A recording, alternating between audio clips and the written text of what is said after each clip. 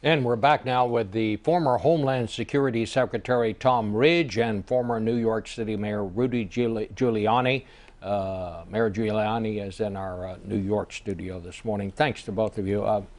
We just heard Secretary Ridge this heart-rending story being told by these families of the Newtown victims.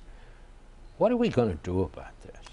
Well, that's one of the most poignant interviews I've heard in a long, long time, particularly the dad talking about the 6-year-old looking the shooter in the eye, the daughter talking about her mom and the principal. And at the end of the day, I think the president has said, and these people are absolutely determined to start the process.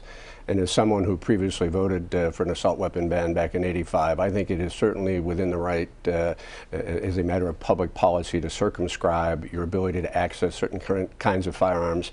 And I certainly thought at least the background check would find bipartisan support. I regret that it didn't. Mayor Giuliani, what do you think is going to happen on gun violence in this country? Are we any closer to containing it than we ever were? In a strange way, I think we are. I mean, just having the debate was a lot better than what's happened in the last 10 years where this debate has been suppressed. I think Tom is pretty much exactly where I've been. I supported the assault weapons ban when I was a prosecutor and when I was the mayor and in the Justice Department.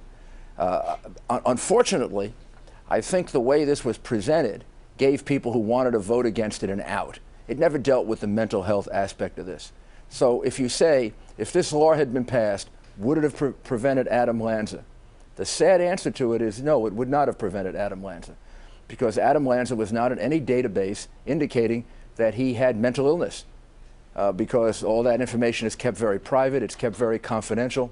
If we're really going to improve here, if we're really going to be honest with these people you had on the show and prevent another, or attempt to prevent another Sandy Hook, you've got to do something about how secretive all of these mental health records are, the privacy aspect of it. It's one thing to say you have a background check and a database. It's another thing to say the information is not in the database. So you got to deal with both parts of it. And I think that would have made a much more difficult vote for those people who voted against it. I'd have voted for it in any event, but I think it would have made it a more difficult vote. Yeah, I think Rudy has a good point, Bob. I was on the panel that investigated the Virginia Tech incident, and again, there was a gap between the information available on the background check and what had been retained, and this individual was under a court order because of a psychological illness. So I think there's a lot to be done, but I think it would have been a very positive first step. I agree. Mr. Mayor, let me ask you about this situation in Boston. You earned the nickname America's Mayor after 9/11. How do you best think Boston can get back up on its feet after this? Well, I think Boston has made some very positive steps of getting back up on it. I think they were on their feet immediately. I think the people there were tremendously resilient. I think they handled it very well. Reminded me of the people in New York, the way they handled it. I think the fact that the two primary actors, possibly sole actors, but maybe not, have been arrested so quickly in what was a very, very efficient law enforcement operation, that helps a lot. It helps even with the families. You see with even the young boy's family, they put out a statement congratulating law enforcement at a time of great grief. This helps. So I think there's some very positive steps that have happened here. What's different about this situation and what happened on 9/11? Well, for me, this reminds me more of the attack in London back in 2005. Unfortunately, I lived through that also. I was a half block away from the Liverpool station when the first bomb went off, and I spent a few days at Tony Blair's request getting involved in that. It reminds me more of that kind of an attack. A lot of similarities. You have people who had become citizens, in that case in the UK, here in the United States, citizens that appear to have been radicalized after previously not having been, people who joined the jihadist cause. The cities reacted in a very, very similar way. They used video surveillance there to catch or figure out who did it. Video surveillance was used here. So I think there are a lot of similarities with that case in particular. Secretary Ridge, I guess you were the first Homeland Security Secretary. The post was actually created after 9/11. You know, since then, a lot of people say maybe you've just added another level of bureaucracy. Do you think it has been effective, and are we safer now? Will we ever really feel safe again? Well, I think we certainly are safer. I certainly think it's been effective. A little anecdote, positive anecdote amidst all this horror and this tragedy was the extraordinary response of the emergency service personnel, the integration of capabilities between the federal, state, and local level.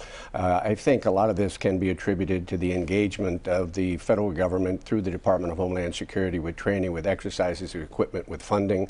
But I also think this incident shows that the breadth and the type of terrorism we're going to confront in the years ahead has changed dramatically. If you compare 9/11, multiple actors, multiple venues, targets, training, a lot of finances, and all of a sudden we're seeing two individuals living in one place, materials that can be acquired by you and me.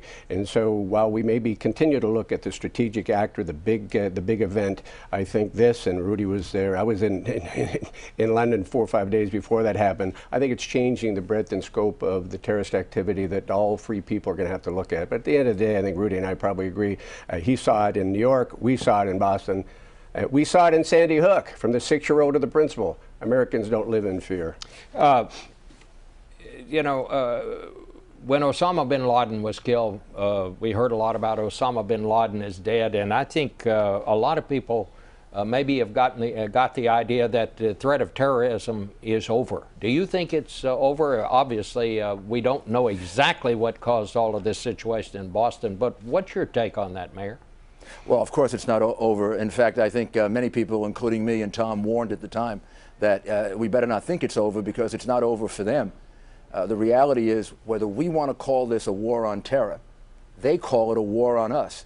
Several of them have described it as a war in court when they're being arraigned. And these people, these two young men, joined a war. If you look at their website, they're talking about jihad, they're talking about war. So they are at war against us. We have to recognize that. Also, I think it would be very helpful to reclassify the Major Hassan case as a terrorism attack. It's really kind of strange, and I think harmful, in the effort of, you know, kind of breaking through this political correctness so that we can analyze this effectively, not to describe Major Hassan's attack yelling Allah Akbar after 3 years of consulting with Islamic clerics, consulting with Alawi, talking about jihad. I mean, the people that were killed there were killed as part of this war, and that should be described as a terrorist attack and studied from that point of view. Maybe that would have helped a little bit in getting us further ahead if we had classified that correctly. All right. Well, thank you so much to both of you for bringing this perspective, and we'll be right back with a happy story.